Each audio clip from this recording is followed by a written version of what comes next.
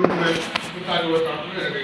तत्पश्चात हे पार्वती तुमको बेटा शत्रु सहित घरे जंगल में ढूंढने निकले। सियान महान भयानक दूर था। तुम भी शक्तिशाल जंगल में ढूंढी भयानक जंगल में नदी के तट पर पहुंची। उस गुहा में तुम अपनी शक्तिशाल प्रवेश कर गए। जहाँ अन्न का त्याग करके बालू का शिविर बना करके आराधना करती रही। उस स्थान पर भक्त बरमास की नक्षत्र तृतीया तुमने मेरा विधान से पूजन किया।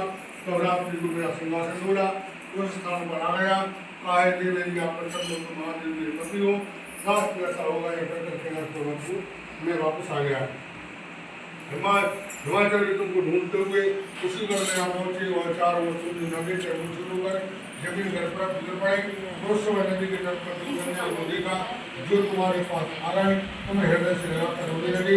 बोले तुम जंगल में क्यों चले आए। पार्वती तुमने कहा था हे पिताश्री मैंने पहले अपना शरीर शंकर जी को समर्पित कर दिया क्योंकि आपने इसके उपयोग किया है। इसलिए उसी मृत्यु विवाह से तुमको मेरा आकाशन प्राप्त हुआ है। इस व्रत का राज को मैंने अभी तक किसी को सबको वर्णन नहीं किया है। देवी अब मैं तुमको बताता हूँ शुरू में लगाकर सुना। इस व्रत का नाम व्रत क्यों पड़ा तुमको सती हर करके ले गई इसलिए इसका व्रत का हरिद्वार का नाम पड़ा।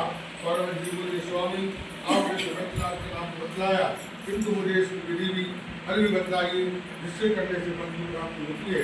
तो भगवान शंकर को स्त्री जाति के उत्तम व्रत की विधि सुननी। स्वभाव की इच्छा रखने वाली स्त्री इस व्रत को विधि पूर्वक करे। उसमें केले के फल खम्भे मंडप बना करके बंधन वालों को सजाए। उसमें विभिन्न रंगों से रेशमी वस्त्रों की चावलिता में फिर चंदन आदि सुगंध द्रव्यों से भगवान शंकर पार्वती का पूजन करें। विधि पूर्वक मंगलाचरण कर गए और प्रतिमा को स्थापित करें। फिर भगवान शंकर पार्वती का गंध धूप दीप पुष्प आदि नारियल सुपारी नींबू लौंग अनार इत्यादि से भगवान का पूजन करें और प्रार्थना करना चाहिए। और भगवती से भी प्रार्थना करनी चाहिए। प्रार्थना करने को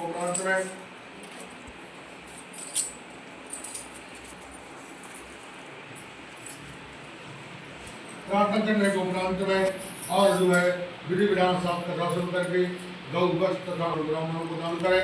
इस प्रकार से पति तथा पति पत्नी दोनों एकाग्रचित होकर पूजन करें। वस्त्र आभूषण आदि शंकर द्वारा ब्राह्मणों दक्षिणा दे। हे देवी इस व्रत को करने वाली सभी पाप नष्ट हो जाते हैं। 7 जन्म तक राज होती है। जो स्त्री इस तृतीया के दिन अन्नहार करती है व्रत नहीं करती वह 7 जन्म तक सुख नहीं भोगती।